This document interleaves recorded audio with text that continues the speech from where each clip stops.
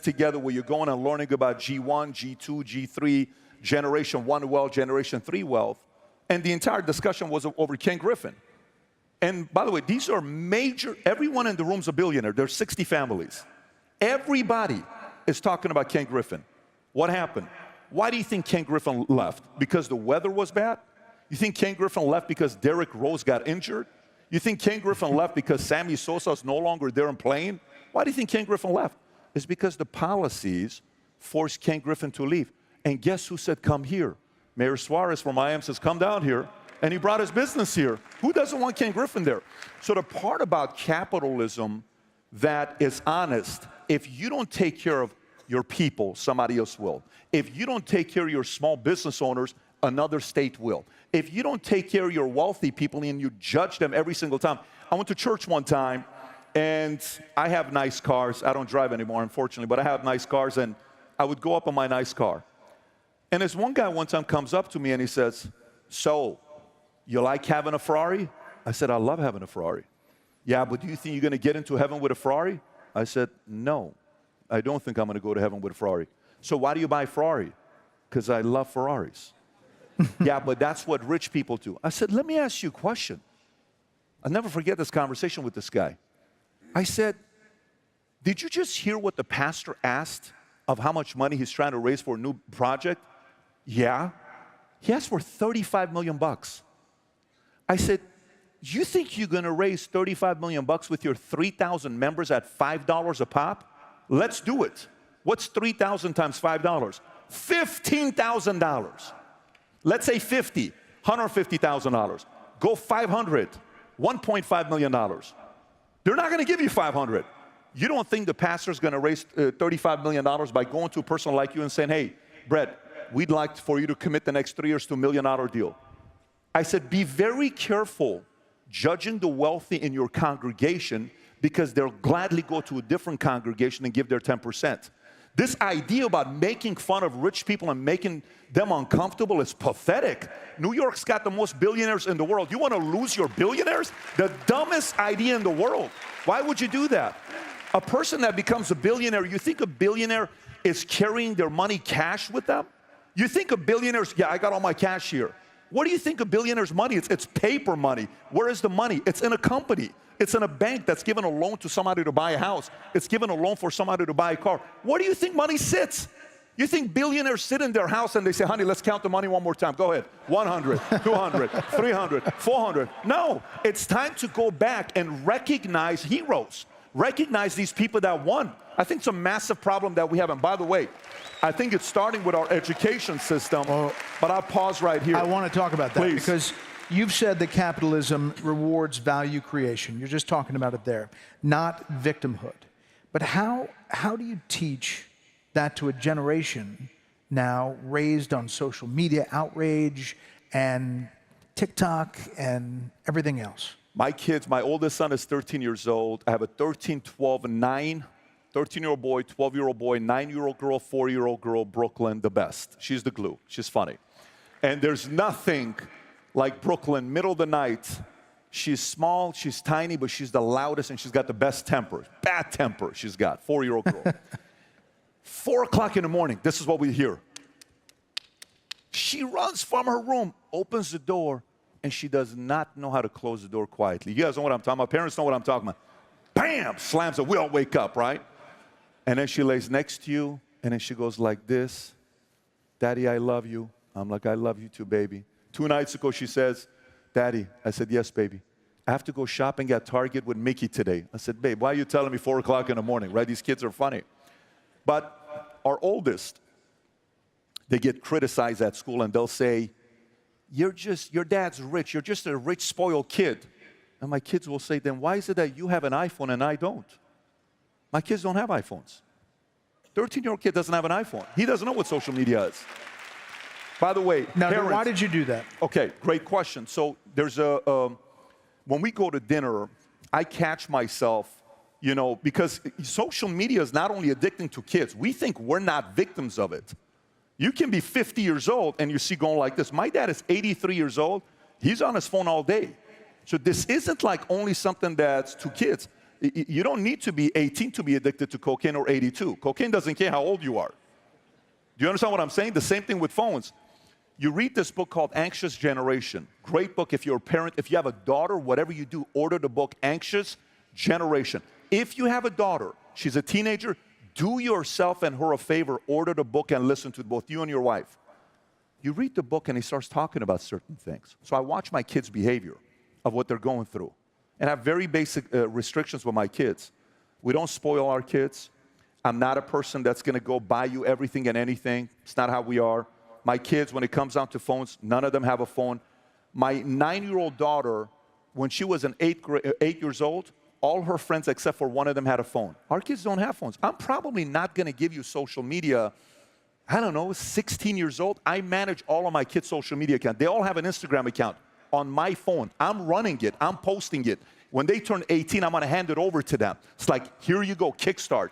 I'm their social media manager, believe it or not. And I'm a pretty decent social media manager, right? That I'm managing this. You know why that's important? When people DM, I see the DMs. Did you understand what happened right there? I see the DMs. We sit with our kids and we'll role play Brett. I'll talk to them and I'll say, let me ask you a question. What happens if one day a kid in school, this girl you really like, she's the hottest girl in school. She wants to date with you, but she wants you to do drugs with her. Do you do it? No. Why wouldn't you do it? You want me to do it? No, I'm asking you why you wouldn't do it. Oh, I thought you want, no, I don't want you. I'm just asking, why wouldn't you do it? Why would I do it? I don't want to destroy my life.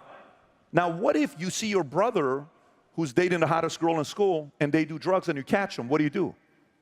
Oh, I don't want to snitch. What do you think you do? Got to have a conversation. These are role play case studies. The same way, who has an MBA here? Who went to school and got an MBA? If you got an MBA, how many case studies did you go through until you graduated? 200, 500, 1,000? You know it, right? With kids, whenever we're out, we're always doing case studies. If your sister is dating a guy who puts his hands on her, what do? And you see they get hot. I said, what do you do? How do you handle it? If you see your teacher in school making fun of, what do you do? If you see somebody in school being bullied, what do you do? If you see your brother, they're making fun of them, what do you do? Do you join the crowd? Like, we have a couple rules. If my kids publicly make fun of one of my kids in front of their peers, they're not going to like me too much. You can make fun of each other when we're together, it's homey. Do it all day long. But if in public, you give those buttons that you know how to press on your brother, you do that publicly, oh, you're going to have a big problem with me. One time they did this, I brought him to the house. I said, let me tell you guys what we're going to be doing right now. So what's that? I said, right now I got a camera here, I got a camera here. You guys got 15 minutes to compliment each other. If it's a BS compliment, you lose video games for 3 months. I want you to think about the sincerest compliment and give it to him. He gives you one, you give him one. He gives you one, you give him one. I put him in the closet and I go take a shower. Also had some time with my wife, which is a strategy. I don't know if you guys know what I'm talking about. When you got kids, you got kind of like, babe, this is a good opportunity. Let's go. So we handle our business. We handle our business. We got 4 kids, guys. I would keep my wife pregnant for 20 years if I could, but she's done. So I come back, and all of a sudden, 30 minutes later, they're still complimenting each other. I didn't stop them. It was the best exercise. I think we have to kind of take charge today, and we can't be distracted with the stuff that we're dealing with because everyone's trying to attack your kids and confuse them, and we got to get ahead of them. We only have them for 18 years. After 18 years, you do not have control. It's too late. Between 0 and 18, we got to be very involved. If you could, that's good stuff. If you could redesign high school to prepare students for the real economy, what would you add? What would you remove? How would you do it? High schools. Well, okay, education. So let's look at the problem. All right, so for us in our family, one of the most important pillars of our family is debate. Every night we debate. At dinner we debate. Everything is about debate. Our company, Valuetainment, if you come to our headquarters in Fort Lauderdale, 11 acres on the airport, you'll see the word debate everywhere. We debate things that don't even matter. We're always debating, right? But do we have that in schools today, K through 12? I say no. Why not? Let me explain to you. Do you know K through 12 English teachers For every dollar they give to a political party, 98 cents is given to the Democratic Party. Only 2 cents to the Republican Party. Where is the debate? Do you know when you go to only professors that are fairer is math. Math is 87% to the Democratic Party, 13 cents to the Republican Party. Where is the debate? There is no debate. Schools don't have debate. And these teachers have tenure. The first thing I would do is remove tenure. Let teachers get fired. Some of these bad teachers need to get fired. Why are we keeping them? Why are we so worried about firing bad teachers? If you're a bad teacher, go work at the DMV. Go make IDs. Go do something else. I've met some teachers that are horrible. There should be government employees working at the DMV with the, you can wait 2 hours. Excuse me, sir? What did you say? Get back to the line. These teachers need to go work at the DMV. It's a great career. You get good benefits from the government. You get a 457 plan. But it's not for everybody.